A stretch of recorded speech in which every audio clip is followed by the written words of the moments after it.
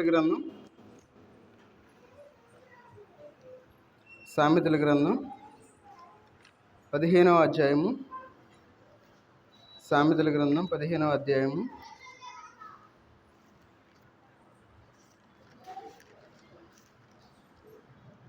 4వ వచనం అందరం కలిసి చదువుకుందాం. సామెతల గ్రంథం 15వ అధ్యాయము 4వ వచనం అందరం కలిసి చదువుకుందాం. సాత్వికమైన నాలుక జీవవృక్షము, దానిలో కుటిలత ఉండిన యెడల ఆత్మకు భంగము కలుగును. ప్రార్థన చేసుకుందాం. మహోన్నతుడైన దేవా, సర్వాధికారి అయిన దేవా, నీకు వందనాలు తండ్రి. ఈ మధ్యాహ్న కాల సమయంలోనైనా మిమ్మల్ని ఆరాధించుకోవడానికి, స్తుతించుకోవడానికి మీరు ఇచ్చిన కృపను బట్టి వందనాలు చెల్లించుకుంటూ ఉన్నా తండ్రి. చదవబడిన వాక్య భాగాన్ని మీరు దీవించి ఆశ్రయించండి. మీకు ఆత్మ ద్వారా మమ్మల్ని నడిపించండి. ఈ యొక్క వాక్యం ద్వారానైనా మమ్మల్ని మేము పరీక్షించుకున్నైనా మీకు బలలో పాలు పంపులు పొందులాగినా తగిన సహాయం దయచేయమని యేసుక్రీస్తు వారి నామంలో ప్రార్థించి అడిగి వేడుకుంటున్నాం తండ్రి. ఆమేన్. ఇక్కడ మనం చదువుకున్న వాక్య భాగంలో సాత్వికమైన నాలుక జీవవృక్షము. ఇక్కడ జీవవృక్షాన్ని నాలుగుతో పోలుస్తూ ఉన్నారు. జీవవృక్షము అని మనం చదువుకున్నాం. జీవవృక్షం యొక్క ఫలాన్ని మనం తింటే యుగయుగాలు జీవించవచ్చు. అయితే ఇక్కడ మనం చూస్తే నాలుకని జీవవృక్షంతో పోలుస్తూ ఉన్నాడు. ఎలాంటి నాలుక ఇది? సాత్వికమైన నాలుక. మనం బైబిల్లో ఇంతకుముందు మనం ధ్యానం చేసాం. మారు మనస్సు అనేది మనం ఎట్లా చూడాలంటే, బైబిల్ మొత్తం మారు మనస్సు గురించి చెబుతూ ఉంది. వాటిలో మొట్టమొదటిగా మనం ఏమని చూసుకున్నాం? ఏంటది? మొట్టమొదటిగా మాకేం గుర్తుందంటారా? జాగ్రత్త చూడాలి, వినాలి, చాలా జాగ్రత్తగా వినాలి. ఎవరైతే వినరో వాళ్ళని అడుగుతా. నేను ఊరినే వచ్చి కూర్చుని వెళ్ళటం కాదు. అందరిలాగా నేను ప్రసంగం అని చెప్పేసి ఆమెనని చెప్పి నేను ముగించను. అడుగుతా. ఎవరైతే సరిగ్గా వినకుండా ఉంటారో ఖచ్చితంగా వాళ్ళని అడుగుతా. పైకి నుంచోబెట్టి అడుగుతా. అది ఇక మీ ఇష్టం. సరే, మారు మనస్సు బైబిల్ మొత్తం మనకి ఏం చెప్తా ఉంది? మారు మనసు అని చెప్తా ఉంది. మెయిన్ ఈ మారు మనసులో మొట్టమొదటిగా మారు మనసు అని మనం ఎట్లా చెప్పగలం? సరే, మళ్ళీ ఈ రివైండ్ చేసుకుంటా ఉంటే మనకు టైం సరిపోదు. చాలామంది రాలా. సరే, 2 విషయాలు అయిపోయినాయి. మూడవదిగా నిగ్రహము గల నాలుక. మారు మనసులో మూడవది ఏంటంటే నిగ్రహము గల నాలుక. ఎందుకంటే బైబిల్లో నాలుకని జీవవృక్షంతో పోలుస్తూ ఉన్నారు.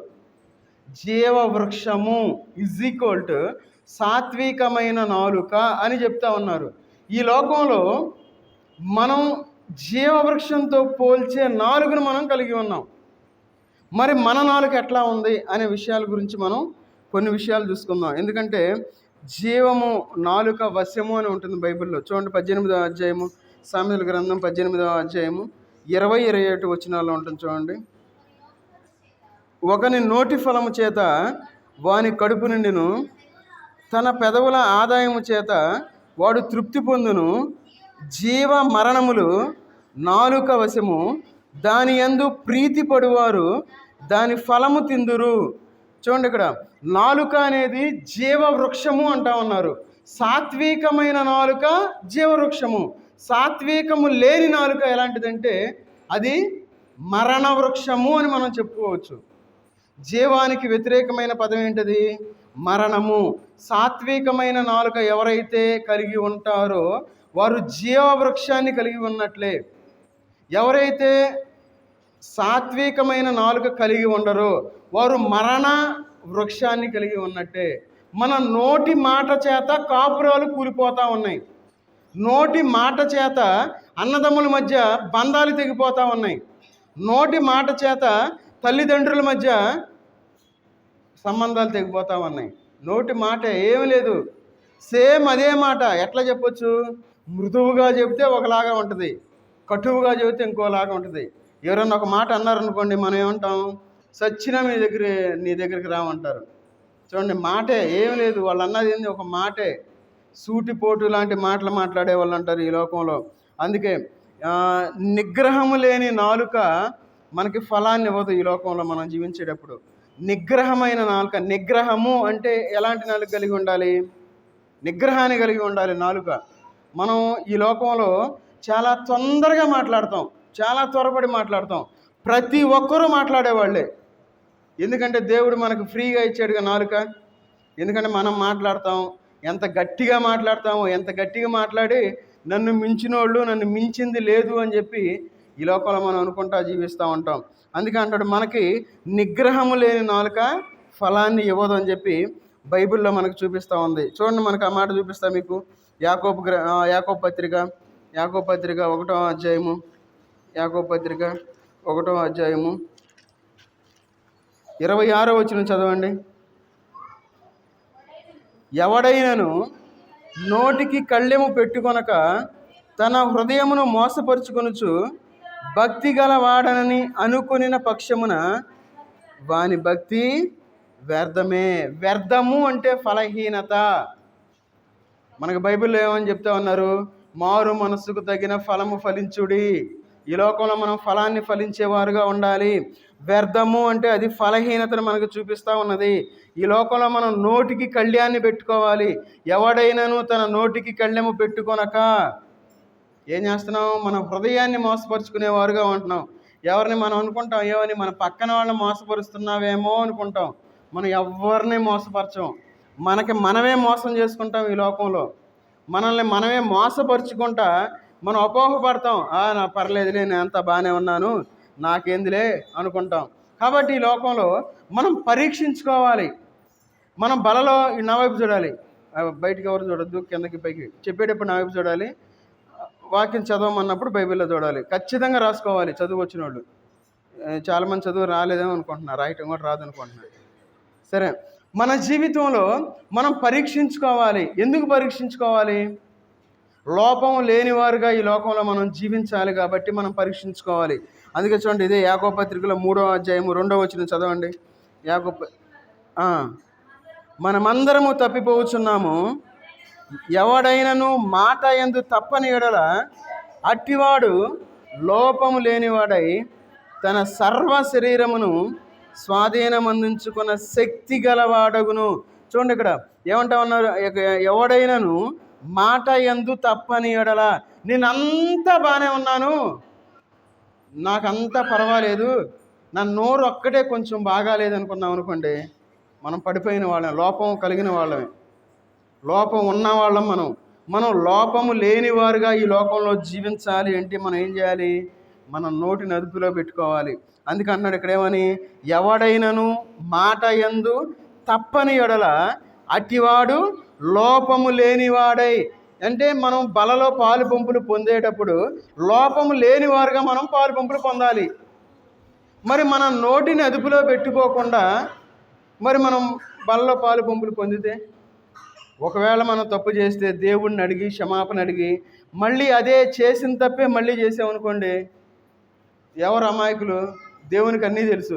చేసిన తప్పే మళ్ళా చేసి, అయ్యా నన్ను క్షమించు, అయ్యా నేను పాపిని అని చెప్పి మళ్ళీ మనం దేవుని సన్నిధికి వచ్చి మళ్ళీ సేమ్ అదే రిపీట్ చేసామనుకోండి, మనం చేసేది అదే. ప్రతిసారి మనం అనుకుంటాం ఏమని? మన నోటితోనే అనుకుంటాం, అయ్యా సంఘ ప్రార్థనలన్నీ నేను రావాల్సిందే అనుకుంటాం, ఉపవాస ప్రార్థనకి నేను రావాల్సిందే అనుకుంటాం. కానీ మనం రాలేం. ఎందుకంటే నిన్న శనివారం మనం ఉపవాస ప్రార్థన ఏర్పాటు చేసుకున్నాం. అయితే దేవుడు మాట్లాడతాడు దేవుడు తన కళ్ళ ద్వారా మాట్లాడతాడు. అయితే రాత్రి దేవుడు మళ్ళా ఒక చెట్టు ఉంది. ఆ చెట్టుకి అనేకమైన ఫలాలు కనబడతా ఉన్నాయి. ఏ ఫలాలంటే పెద్ద పనస పండు బాగా చక్కగా పండింది. అన్ని రకాల ఫలాలు కనబడతా ఉన్నాయి. నేను దాన్ని చూసి మనసుకి చాలా సంతోషం అనిపించింది. తర్వాత అనిపించింది, దేవుడు ఒక శ్రమను తీసుకురావాలనుకున్నాడు. ఉపవాస ప్రార్థన మనం పెట్టుకున్నాం కదా, దేవుడు ఎట్లా చూపించాడు, ఆ యొక్క ఆపదను తీసివేశాడని చెప్పి నేను నమ్మాను. చూడండి, దేవుడు ఏంటంటే ఒకవేళ ఏముందలే అని చెప్పి నేను సైలెంట్గా ఉండి నా పనులు నేను చేసుకున్నాను అనుకోండి, వదిలేసాను అనుకోండి, మళ్ళీ ఉపవాస ప్రార్థన పెడదాం, 2వ శనివారం కదా అని వదిలిపెట్టలే. ఉపవాస ప్రార్థన జరిగింది. ఇంకోటి 11 గంటలకు జరగాల్సిన ఉపవాస ప్రార్థన 11:45కి జరిగింది. చూడండి, ఆటంకాలు, అడ్డంకులు. మనం వాటన్నిటిని అధిగమించి మనం ముందుకు రావాలి. అది దేవుణ్ణి మనం ఆరాధించడం. ఈ లోకంలో మన యొక్క నోటిని అదుపులో పెట్టుకోవాలి. అందుకన్నాడు లోపము లేనివారుగా ఈ లోకంలో జీవించాలి. అందుకే చూడండి, అక్కడ చాలా స్పష్టంగా సూటిగా రాస్తా ఉన్నారు. ఏమని? అట్టివాడు లోపము లేనివాడే. మన మాటే ఏదైనా దేవునికి మనం ఎందుకు వాగ్దానం చేయాలి, నేను అది చేస్తాను ఇది చేస్తానని చెప్పి? వద్దు, మనం చేయకూడదు. చేయగలిగితేనే మనం చేయాలి. చేసి మనం దేవునికి కృతజ్ఞత మనం చెల్లించుకునేవారుగా ఉండాలి. కాబట్టి ఈ లోకంలో మనం జీవించేటప్పుడు లోపము లేని వారుగా ఈ లోకంలో జీవించాలి. ఎందుకంటే మన యొక్క అంతరంగ స్థితిని చూపించి చెప్పండి? మనం అంతరంగ స్థితిని చూపించేది మన నాలుకే. ఒకవేళ మనం మనసులో బాగా కోపాన్ని పెట్టుకున్నాం, మన మొహం ఏం చేసింది? నవ్వుతూ మాట్లాడతాం. ఏమని? బ్రదర్ బాగున్నావా? ఈ మధ్యకాలంలో ఒక మీటింగ్లో చూసా, పాపం ఆయన మాట్లాడుతూ ఉన్నాడు, ఆయన వెనకున్న సేవకుడు అంతే ఎటు చూస్తూ ఉన్నాడు. నాకు అర్థం కాలేదు, అది గమనించా. నవ్వుకుంటా ఉన్నాడు. అరే అనుకున్నా, ఆయనే సేవకుడే. చివరికి ఏంటంటే మన బ్రదర్ బాగా చెప్పాడు అన్నాడు. నాకు అర్థం కాల. చూడండి, నాలుగుతోనేగా ఆ ఎక్స్ప్రెషన్ ఇయటం ఏందో, మళ్ళీ లేచి మన బ్రదర్ భలే చెప్పాడు అంటం ఏందో నాకేం అర్థం కాల. చూడండి, వేషధారణ నోటితో, మన నోటి నాలుకే. చూడండి, అందుకే లోపం లేనివారుగా ఈ లోకంలో మనం జీవించాలి. మన యొక్క అంతరంగ స్థితిని చూపించేది ఏంటది? మన నాలుక. నా వైపు చూడాలి, ఎవరు నిద్రపోవద్దు. జాగ్రత్తగా వింటే అర్థమైంది, వినకపోతే ఏం అర్థం కాదు. సరే, ఈ లోకంలో మనం జీవించేటప్పుడు అంతరంగ స్థితి, మరి మనం అంతరంగంలో ఏముంటుంది? మన అంతరంగ స్థితిని చూపించేది నాలుక అంటా ఉన్నాం కదా. మరి మన అంతరంగంలో ఏముంటుంది చెప్పండి? మనం 40 సంవత్సరాల విశ్వాసులం, 45 సంవత్సరాల విశ్వాసులం, 50 సంవత్సరాల విశ్వాసం. ఏమనుకోవద్దు దయచేసి, తప్పుగా ఏమనుకోవద్దు. చెప్తున్నా, మన ఎక్స్పీరియన్స్ అది. మనం నేర్చుకోవటం అంటే ఏం చేయాలి? గుర్తుపెట్టుకోవాలి, వాక్యాన్ని చదివేవారుగా ఉండాలి. సరే, మన అంతరంగ స్థితి అంటే మనం దేని చెప్పొచ్చు, ఎట్లా చెప్పొచ్చు, దాన్ని ఎట్లా నిర్వచించవచ్చు మనం మన యొక్క అంతరంగ స్థితిని? శామ్యూల్ గారు ఇది చెప్తున్నారు, చెప్తారు ఇప్పుడు. సరే, మన యొక్క అంతరంగ స్థితి అంటే చూడండి, యాకోబు పత్రిక 3వ అధ్యాయము 8 వచనం చదవండి. 8 నుండి 12 వచనాలు. ఏ నరుడును నాలుకను సాధు చేయనేరడు, అది మరణకరమైన విషంతో నిండినది, అది నిరర్గళమైన దుష్టత్వమే. దీనితో తండ్రి అయిన ప్రభువును స్తుతించుము, దీనితోనే దేవుని పోలికగా పుట్టిన మనుషులను శపింతుము.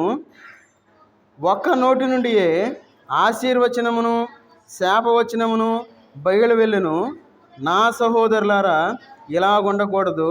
నీటి బొగ్గలో ఒక్క జల నుండియే తీయని నీరును చేదు నీరును ఊరిన.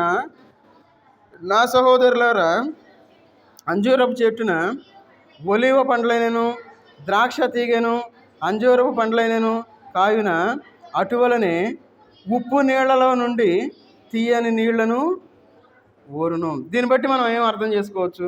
అందరం చదివాంగా, మన యొక్క అంతరంగ స్థితి అని మనం మాట్లాడుకున్నాం. ఈ అంతరంగ స్థితి మనం దేన్ని చూపించవచ్చు చెప్పండి? ఓట అనుకున్నాం. ఈ ఓటని మనం అంతరంగ పురుషుడు అని మనం చెప్పుకోవచ్చు. మనం చదువుకున్నాం చూడండి, ఏమని? నీటి బొగ్గలో ఒక్క జల నుండియే తీయని నీరును చేదు నీరును ఊరున. జల ఎక్కడ? మన అంతరంగ పురుషుడు అని మనం గుర్తుపెట్టుకోవాలి. మన అంతరంగ పురుషుడిలో నుండి ఏం ఊరాలి బయటికి? ఏం ఊరాలి?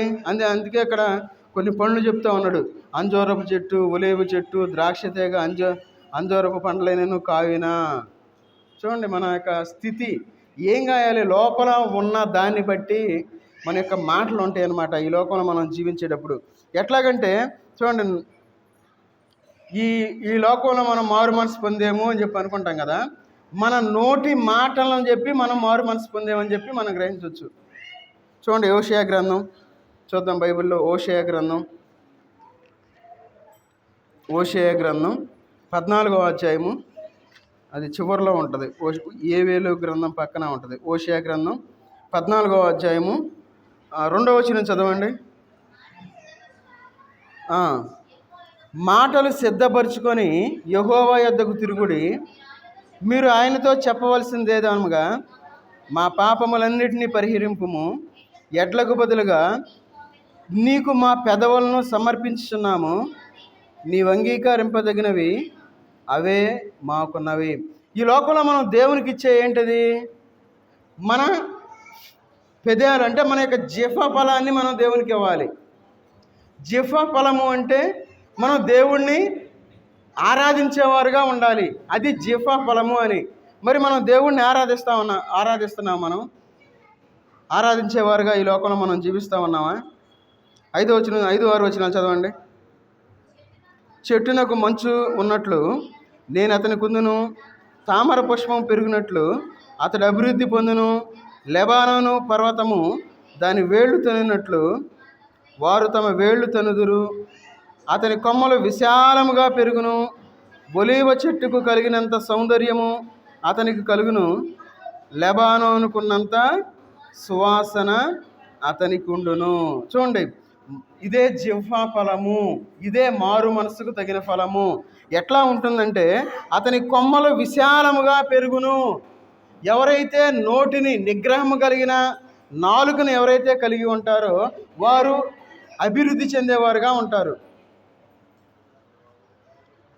అభివృద్ధి చెందేవారుగా. అందుకంటున్నాడు ఇక్కడ ఏమని? అతని కొమ్మలు విశాలముగా పెరుగును. ఒలీవ చెట్టుకు కలిగినంత సౌందర్యము అతనికి కలుగును. చూడండి, మన జీవితంలో మనం అందంగా ఉండాలి. సౌందర్యము, చూడండి, అభివృద్ధి, సౌందర్యము, సువాసన అని 3 కనపడతా ఉన్నాయి మనకి. ఈ లోకంలో ఎప్పుడైతే మనం ఫలవంతమైన జీవితాన్ని మనం జీవించేవారుగా ఉంటామో అప్పుడు ఎట్లా ఉంటామంటే మనం అభివృద్ధి చెందేవారుగా ఉంటాం. తర్వాత మన జీవితం ఎట్లా ఉంటుంది?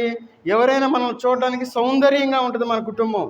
తర్వాత మన కుటుంబం ఎట్లా ఉంటుందంటే సువాసన కలిగిందిగా ఉంటుంది. అదే చెప్తా ఉన్నాడు, సౌందర్యమును తర్వాత సువాసన అతనికి ఉండును.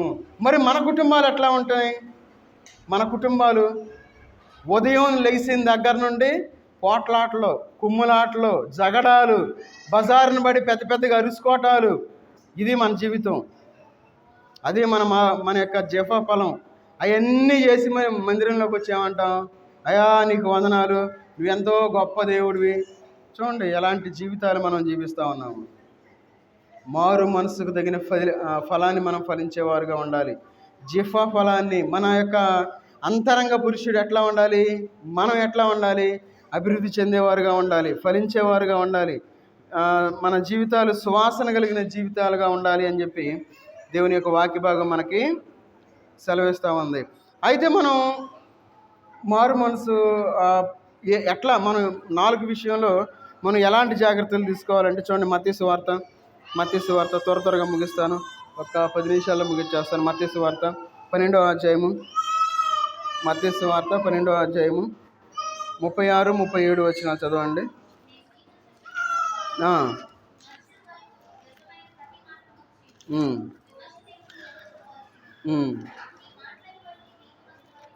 నీ మాటలను బట్టి నీతిమంతుడు అని తీర్పునందును, నీ మాటలను బట్టి అపరాధి అని తీర్పునందుదువు. చాలు. చూడండి ఇక్కడ ఏమంటా ఉన్నారు, ఇక్కడ మనుష్యులు పలుకు వ్యర్థమైన ప్రతి మాటను గూర్చి విమర్శ దినమున లెక్క చెప్పవలసి ఉండును. ఈ లోకంలో వ్యర్థమైన మాటలు మనం వదిలిపెట్టాలి. ఊరికినే మనం మాట్లాడకూడదు, మనం నోరు మూసుకొని కూర్చోవాలి. వ్యర్థమైన మాటలు ఈ లోకంలో మనం మాట్లాడకూడదు. ఒకవేళ మనం వ్యర్థమైన మాటలు అన్నీ మనకు తెలుసు అన్నట్టు ఈ లోకంలో మాట్లాడామనుకోండి, అవి వ్యర్థమైన మాటలు పక్కనోడికి అర్థమైంది. అరే వీడు ఊరిని డబ్బా కాడరా అంటారు, ఊరిని గోళీలు వేసి మొగిస్తామంటారా అంటారు. ఈ లోకంలో మనం జీవించేటప్పుడు వ్యర్థమైన మాటలు ఈ లోకంలో మనం వదిలిపెట్టాలి. ప్రతి వ్యర్థమైన మాటకి ఏం చేయాలి? లెక్క చెప్పాలి. మనం ఊరినే ఉంటాం కదా, రేపు అడుగుతాడు దేవుడు, అబ్బాయి నువ్వు ఎందుకు అన్నావు ఈ మాట? దానికి మన సమాధానం, అయ్యా ఊరిని వచ్చిందయ్యా, నాకు ఊత పదం అయిపోయింది ఆ మాట, నేను ఊరినే పెద్దాక మాట్లాడుతూ ఉంటాను అంటే కుదరదు. ప్రతి మాటకి మనం లెక్క చెప్పాలి. అందుకంటాడు, నీ మాటలను బట్టి నీతిమంతుడు అని తీర్పునందుదువు, నీ మాటలను బట్టి అపరాధి అని తీర్పునందుదువు. మన మాటలను బట్టే మనం పరలోకానికి వెళ్తామా నరకానికి వెళ్తామా అని డిసైడ్ అయ్యేది. ఈ లోకంలో నా ఇష్టానుసారంగా నేను మాట్లాడతాను, ఆరాధన చేస్తాను, బల్లో చేతులు వేస్తాను, నా ఇష్టం అంటే వెళ్ళాం, ఏమి లేదు, మనకి ఏముండదు అక్కడ. కాబట్టి మనం వ్యర్థమైన మాటలు మనం వదిలిపెట్టేసేయాలి. తర్వాత చూడండి, మత్తయి సువార్త 7వ అధ్యాయము, మత్తయి సువార్త 7వ అధ్యాయము 1-2 వచనాలు చదవండి త్వరగా. మీరు తీర్పు తీర్చకుడి, అప్పుడు మిమ్మును గూర్చి తీర్పు తీర్చబడును. మీరు తీర్పు తీర్చు చొప్పుననే మిమ్మును గూర్చి తీర్పు తీర్చబడును. మీరు కొలుచు కొలత చొప్పుననే మీరు కొలవబడుదును. అంటే ఈ లోకంలో మనం వ్యర్థమైన మాటలు మనం వదిలిపెట్టేయాలి. తర్వాత మనం తీర్పు తీర్చే మాటలు వదిలిపెట్టేసేయాలి. ఒకవేళ ఎవరికన్నా ఏదైనా ఆపద కలిగిందనుకోండి, సహజంగా మనం ఏమంటాం, టక్మని నేస్తాం. ఏమని? అరే ఫలానా వాళ్ళు అది చేశారు కాబట్టి అది వచ్చింది అంటాం. ఒకవేళ అది నిజమైనప్పటికీ మనం ఆ మాట అనకూడదు. ఒకవేళ ఆ తప్పుడు పని చేయటం వల్ల వాళ్ళ కష్టంలోకి వెళ్ళినా మనం ఆ మాట అనకూడదు. అందుకంటున్నాడు ఏమని? మీరు తీర్పు తీర్చకుడి. తీర్పు తీర్చే మాటలు మనం మాట్లాడకూడదు. ఈ లోకంలో తీర్పు మాత్రం ఎప్పుడు తీర్చకూడదు. ఒకవేళ మనం అట్లా చేస్తే అదే కొలతో దేవుడు మనం కొలుస్తాడు. దాన్ని మనం వదిలిపెట్టేయాలి. అట్లా వదిలిపెట్టినప్పుడే మనం మారు మనసు పొందేము అని ఇక్కడ మనకి దేవుని యొక్క వాక్యం మనకి సెలవిస్తూ ఉంది. తర్వాత చూడండి, ఎఫెసీ రాసిన పత్రిక 4వ అధ్యాయము 25వ వచనం చదవండి. ఎఫెసీ రాసిన పత్రిక 4వ అధ్యాయము 25వ వచనం. మనము ఒకరికొకరము అవయవములై ఉన్నాము కనుక మీరు అబద్ధమాడుట మాని ప్రతివాడును తన పొరుగువానితో సత్యమే మాట్లాడవలను. మూడవదిగా అబద్ధాల మాట్లాడటం ఆపేయాలి. మనం అస్సలు అబద్ధం మాట్లాడకూడదు. ఒకవేళ ప్రాణం పోయినా మనం అబద్ధం ఆడకూడదు. షడ్రక్ మెషక్ అబేద్నెగో వాళ్ళు అబద్ధం ఆడవచ్చు. ఏమని? దేవునితో అబద్ధం ఆడవచ్చు. అయ్యా, నువ్వంటే నాకు ప్రేమ ఉంది, నేను మాత్రం నిన్నే ఆరాధిస్తాను, కానీ ఒక్కసారికి నేను ఆ ప్రతిమకి నమస్కారం చేస్తాను అని చెప్పి అనలా. ఏమన్నారు? దేవుని ఎదుట మేము నమస్కరింపము, నా దేవుడు నాకున్నాడు. ఒకవేళ దేవుడు రక్షించగలడు.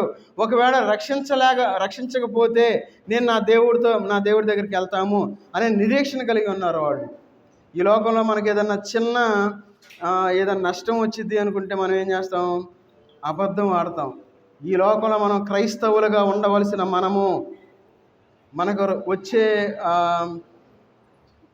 ఈ లాభాలు పోతాయని అబద్ధంలోనే మనం జీవిస్తూ ఉన్నాం.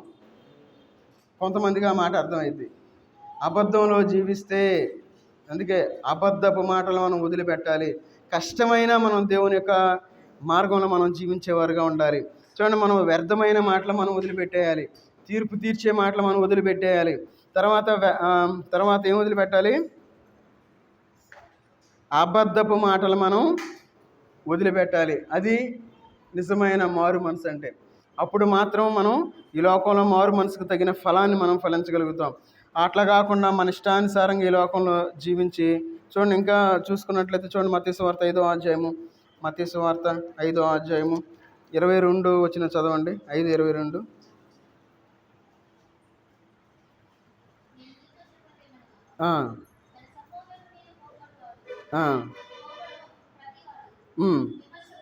విమర్శకులోనగును తన సహోదరుని చూచి వ్యర్థుడు అని చెప్పువాడు సభకు లోనగును. ద్రోహి అని చెప్పువాడు నరకాగ్నికి లోనగును. కావున నీవు బలిపీఠం వద్ద అర్పణము అర్పించుచుండగా నీ మీద నీ సహోదరునికి విరోధమేమైనా కలదని అక్కడ నీకు జ్ఞాపకము వచ్చిన పక్షమున అక్కడ బలిపీఠం ఎదుటనే నీ అర్పణము విడిచిపెట్టి మొదట వెళ్ళి నీ సహోదరునితో సమాధానపడము. అటు తర్వాత వచ్చి నీ అర్పణము అర్పింపము. తర్వాత చూసుకుంటే ఈ లోకంలో మనం ఏం చేయాలి? దూషణమైన మాటలు. చూడండి, తన సహోదరుని మీద కోపపడు ప్రతివాడు విమర్శకు లోనగును. దూషణ మాటలు మనం వదిలిపెట్టాలి. దూషించకూడదు మనం. ఒకవేళ ఎవరైనా మనల్ని ఒక మాట అంటే, ఒకవేళ ఎవరైనా అంటే నేను నవ్వుతా. ఎందుకంటే ఆ దేవుడు చూసుకుంటాడు, ఆయన వదిలేస్తా అంతే. దేవుడే చూసుకుంటాడు అంతే, ఏ మాట అన్నా. ఎందుకంటే తెలిసిన వాళ్ళు అట్లా చేస్తారు. తెలియని వాళ్ళు ఏమనుకుంటారు? అరే పిచ్చివాళ్ళలాగా ఉన్నాడు, నవ్వుతున్నాడు, ఆ రకంగా మాట్లాడుతూ ఉన్నారు అనుకుంటారు. లేదంటే శివుని ఎత్తిరలేదు, ఉప్పు కారం తింటలేదేమో అనుకుంటారు. లోకం అనుకుంటారు అట్లా. కానీ క్రైస్తవులుగా ఈ లోకంలో మనం జీవించేటప్పుడు ఒకళ్ళు మనల్ని దూషించినప్పుడు దూషణ మాటలు మనం పలకూడదు. ఎప్పుడైతే మనం దూషణ మాటలు పలికితే మన యొక్క ఫలాన్ని మనం కోల్పోతాం. ఒకవేళ అప్పటికి సంతోషంగా ఉండొచ్చు, ఏమని, వాళ్ళు మాట అన్నారు, నేను మాట అన్నాను, వాళ్ళకంటే 10 మాటలు నేనే ఎక్కువ చదివాను, ఏం పర్వాలేదని అనిపించింది. అంతే, మనకు రావాల్సిన ఫలాలు మనం కోల్పోతాం. దేవుడు మనల్ని ఎంతగానో దీవించాలని చెప్పి ఆయన ఆశపడతా ఉంటాడు. అయితే మనకు రావాల్సిన చిన్న ఫలాన్ని మనం చూసుకొని మనకు రావాల్సిన పెద్ద ఫలితాన్ని మనం కోల్పోతా ఉన్నాం. దాన్ని మనం గుర్తించాలి. కాబట్టి దూషణ మాటలు మనం ఈ లోకంలో మాట్లాడకుండా ఉండాలి. ఈ లోకంలో చూడండి, మత్తయి సువార్త 25వ అధ్యాయము, మత్తయి సువార్త 25వ అధ్యాయము 40వ వచనం చదవండి. 25:40. ఎందుకు మనం దూషణ మాటలు మాట్లాడకూడదు అక్కడ ఉంది. అందుకు రాజు, మిక్కిలి ఎలుపులైన ఈ నా సహోదరులలో మీరు చేసేది కనుక నాకు చేసితిరని నిశ్చయముగా మీతో చెప్పుచున్నానని వారితో చెప్పాను. అంటే యేసుక్రీస్తు వారిని దూషించినట్లే ఒకవేళ మనం ఎవరినన్నా అంటే. ఎందుకంటే మీరు తర్వాత ఆ పై వచనాలు చదువుకోండి. మీరు చదువుకుంటే, నేను ఆకలిగా ఉన్నాను, తర్వాత భోజనం పెట్టలేదు, దప్పికొన్నాను, దాహం లేదు, పరదేశీ ఉన్నాను, మీరు నన్ను చేర్చుకోలేదని చెప్పి యేసుక్రీస్తు వారు చెప్పుకుంటూ వస్తారు. అంటే మన ఎదుటి వారిని మనం దూషిస్తే యేసుక్రీస్తు వారిని మనం దూషించినట్లే. మరి యేసుక్రీస్తు వారిని మనం దూషిస్తే దేవుడు మనకి ఫలితాన్ని ఇస్తాడా, ఫలాన్ని ఇస్తాడా? ఆ విషయం మనకు తెలియక ఎంత తేలిగ్గా మాట్లాడతామో. ఒకవేళ అడుక్కున్న వాళ్ళు ఎవరిని వస్తే అటు వెళ్ళిరా, చేతులు ఖాళీ లేవంటారు. దేవుడు ఒకవేళ అదే చేస్తాడేమో, చేతులు ఖాళీ లేకుండా చేస్తాడేమో. మనం సహజంగా అంటాం, ఏం పని ఉండదు, లోపల ఉండేమంటాం, అటు వెళ్ళిరా అంటాం. చాలా జాగ్రత్తగా ఉండాలి ఈ లోకంలో మనం జీవించేటప్పుడు. ఎందుకంటే దూషణ మాటలు మనం దూషించకూడదు. అందుకే చూడండి ఇక్కడ, ఎందుకంటే ఇవన్నీ మనం వదిలిపెట్టాలి. ఇంకో మాట, బైబిల్లో మాటల గురించి ఒక భయంకరమైన మాట రాశారు, మీరు చూసారు లేదు. ఆ మాట ఇప్పుడు నేను చూపిస్తాను. కళ్ళు తెరవాలి, కళ్ళు మూసుకున్న వాళ్ళు. పక్కన వాళ్ళు చూసి పక్కన చూడండి, ఒకసారి చెక్ చేయండి, కళ్ళు మూసుకుంటే లేపండి. బైబిల్లో మాటల గురించి చాలా భయంకరమైన ఒక మాట రాశారు. చూద్దాం. ఎఫెసీయులకు రాసిన పత్రిక. మీరు ఆ మాట చదివిన తర్వాత మీరు ఇంకా ఇష్టానుసారంగా ఈ లోకంలో జీవించారనుకోండి, ఎఫెసీయులకు రాసిన పత్రిక 5వ అధ్యాయము 4వ వచనం చదవండి. అందరూ చదవండి ఆ మాట, అందరం కలిసి చదువుకుందాం. 5:4.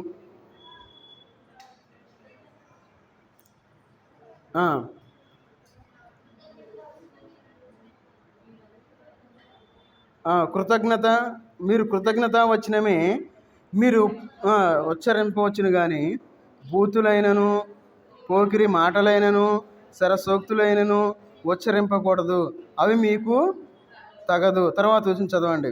వ్యభిచారి అయినను అపవిత్రుడైనను విగ్రహారాధికుడైనను లోబి అయినను క్రీస్తు యొక్కయు దేవుని యొక్కయు రాజ్యమునకు హక్కుదారుడు కాడని సంగతి మీకు నిశ్చయముగా తెలియను. మనకి ఇక్కడ ఏమని చెప్తా ఉన్నారు చూడండి చాలా జాగ్రత్తగా. కృతజ్ఞత వచనాన్నే మీరు పలకండి అన్నారుగా, అంతవరకు బాగానే ఉంది. ఏమన్నారు? మీరు కృతజ్ఞత వచనమే మీరు ఉచ్చరింపవచ్చును కానీ అని ఒక మాట అంటున్నారు. ఏమని? బూతులు పోకిరి మాటలు సరస్సోక్తులు ఉచ్చరించకూడదు. ఓకే, అంతవరకు అయిపోయింది. అయిపోయిన తర్వాత ఎవరైతే వీటిని ఉచ్చరిస్తారో వారిని పోలుస్తూ ఉన్నారు. ఏమని పోలుస్తూ ఉన్నారు? చదవండి. వ్యభిచారి అయినను, ఎవరైతే ఈ మాటలు మాట్లాడుతూ ఉంటారో వారు వ్యభిచారులతో సమానము అని చెప్తా ఉన్నారు అక్కడ. చూడండి. వ్యభిచారి అయినను అపవిత్రుడైనను విగ్రహారాధికుడైనను లోబి అయినను క్రీస్తు యొక్కయు దేవుని యొక్కయు రాజ్యమునకు హక్కుదారుడు కాడని సంగతి మీకు నిశ్చయముగా తెలియను. అంటే నోటి మాటల గురించి అక్కడ పోలుస్తా ఇవన్నీ చెప్తా ఉన్నారు. ఎవరైతే ఇష్టానుసారంగా ఈ లోకంలో మాట్లాడతారో వారు వ్యభిచారులు, అపవిత్రులు, విగ్రహారాధికులు, లోబులు అని చెప్పి ఇక్కడ మనకు పోలుస్తూ ఉన్నారు. చూడండి ఎట్లా పోలుస్తూ ఉన్నారు. చాలా జాగ్రత్తగా ఉండాలి ఈ లోకంలో. మన మాటలే ఏముందిలే అనుకుంటే ఉపయోగం లేదు. ఈ లోకంలో మనం జీవించేటప్పుడు దేవుని యొక్క మాటలు మనం మాట్లాడేవారుగా ఉండాలి. చాలా జాగ్రత్తగా ఉండాలి. పనికిమాలిన మాటలు మనం మాట్లాడకూడదు, పిచ్చి మాటలు మనం మాట్లాడకూడదు, వ్యర్థమైన మాటలు మనం మాట్లాడకూడదు. దోషమైన మాటలు మనం తీర్పు తీర్చే మాటలు మనం మాట్లాడకూడదు. ఎంత జాగ్రత్తగా ఈ లోకంలో ఉంటామో అంత ఫలాన్ని మనం పొందుతాం, అంత ఆశీర్వాదం పొందుతాం మనం. మన యొక్క కుటుంబం ఎట్లా ఉంటుందంటే సువాసన కలిగిన కుటుంబం లాగా ఉంటుంది. అట్లా కాకుండా నోరుని మన ఇష్టానుసారంగా పారేసుకున్నాం అనుకోండి, మన కుటుంబం కూడా ఆ విధంగా పారవేయబడుతుంది. ఒక మాటలో మనకు అర్థం అవ్వాలంటే చించివేయబడుతుంది అని మనం గుర్తుపెట్టుకోవాలి. మనం అభివృద్ధి చెందేవారుగానే ఉండాలి. చీల్చవేయబడేవారుగాను చించివేయబడేవారుగాను ఈ లోకంలో మనం జీవించకూడదు. అందుకే చూడండి, హెబ్రీ రాసిన పత్రిక 13వ అధ్యాయము 15 వచనం చదవండి. హెబ్రీ రాసిన పత్రిక. కాబట్టి ఆయన ద్వారా మీరు దేవునికి ఎల్లప్పుడూ స్తుతియాగము చేయుదము, అనగా ఆయన నామమును ఒప్పుకొనుచు జిహ్వా ఫలము అర్పించుదము. దేవునికి మనందరం ఆరాధించి ఏం చేసాము? జిహ్వా ఫలాన్ని అర్పించేవారుగా ఉండాలి. ఆరాధించాం మనం, మన యొక్క ఫలాన్ని దేవునికి అర్పించాం, జిహ్వా ఫలాన్ని. ఈ జిహ్వా ఫలాన్ని అర్పించిన వాళ్ళు ఈరోజు చాలామంది ఉన్నారు. మరి ఎందుకు దేవుని సన్నిధికి రాలేకపోయారు? ఒకవేళ ఎవరైనా రాకపోతే మన పక్కన వాళ్ళు, మనమే ఒక 2-3 సహోదరులు కలిసి వాళ్ళని దర్శించి, అమ్మ మీరు ఎందుకు రాలేకపోతున్నారంటే చాలా బాగుంటుంది. వాళ్ళకు బాగుంటుంది. ఏమని, అరే నా కోసం వీళ్ళు వచ్చారే, అడిగారే అని పరామర్శించారు. ఒకవేళ బాధలో ఉన్నారంటే వాళ్ళ దగ్గరికి వెళ్ళి ప్రార్థన చేయటం, పక్కన వాళ్ళని అయ్యమ్మ రండి ప్రార్థనకు రండి అని మనం ఆహ్వానించడం, అలాంటి మాటలు మాట్లాడాలి మనం. అంతేగాని మన ఇష్టానుసారంగా ఈ లోకంలో ఇష్టమైన మాటలు మనం మాట్లాడకూడదు. మనం ఏమనుకుంటాం, పక్కన వాళ్ళు రాకపోతే ఈ వందలు ఎందుకు రాలేదులే అనుకుంటాం. వెళ్ళాలి, తప్పదు. బాధ్యత తీసుకోవాలి. ఇది నా బాధ్యత. ఈ సహోదరి రాలేదు, ఈ సహోదరులు రాలేదు, ఖచ్చితంగా ఇంటికి వెళ్ళాలి. ఈరోజు వెళ్ళాలి, వాళ్ళతో మాట్లాడాలి. అదొక బాధ్యతగా తీసుకోవాలి. మనం ఏంటంటే ఆ బాధ్యత మనం తీసుకోలేదుగా, ఏముందిలే చెప్పి ఆయన వెళ్ళాలి, సావుకుడు వెళ్ళాలి, ఆయనే పోవాలనుకుంటాం. కాదు, ప్రతి ఒక్కరి బాధ్యత అది. మనందరం ఆ బాధ్యత తీసుకుంటే దేవుడు ఎంతగా దీవిస్తాడు. మన కుటుంబాన్ని దీవిస్తాడు, మన సంఘాన్ని దేవుడు ఖచ్చితంగా దీవిస్తాడు. కాబట్టి ఆ బాధ్యతను మనం తీసుకొని ఈ లోకంలో మనం జీవించేవారు. జిహ్వా ఫలము. ఒకవేళ మనం వెళ్ళి అడగడం కూడా, దానికి కూడా దేవుడు మనకు ఫలాన్ని ఇస్తాడు.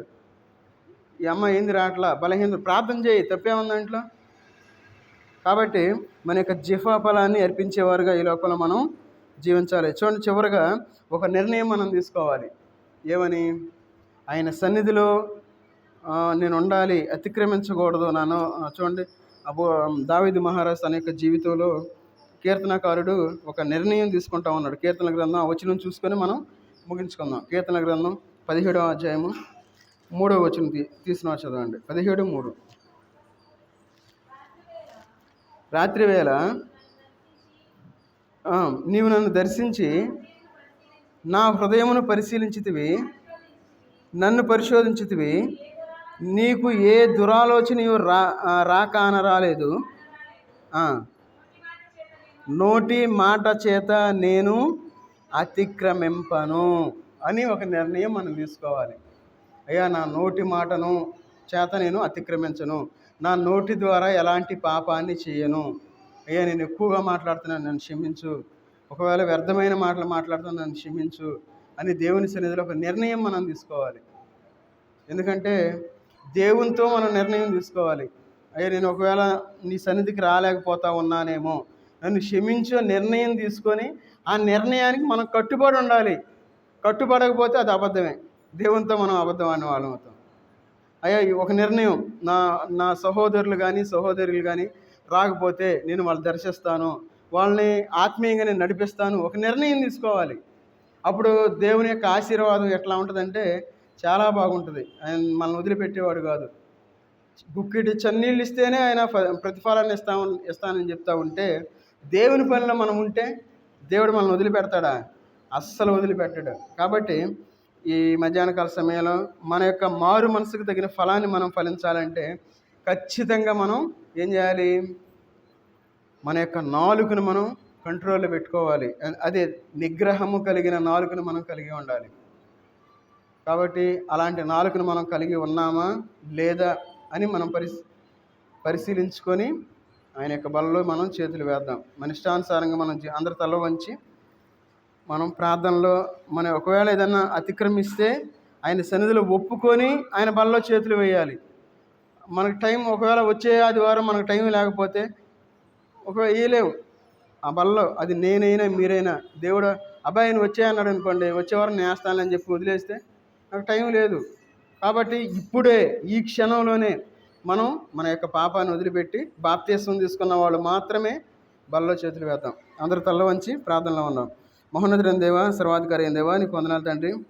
ఈ ఉదయకాల సమయంలోనైనా మీ పాసందులో చేరి నేను మీ యొక్క వాక్యాన్ని మేము ధ్యానించుకోవడానికి, మీ యొక్క వాక్యపు వెలుగులోనైనా మమ్మల్ని మేము పరీక్షించుకోవడానికి మీరు ఇచ్చిన కృపను బట్టి వందనాలు చెల్లించుకుంటూ ఉన్నా తండ్రి.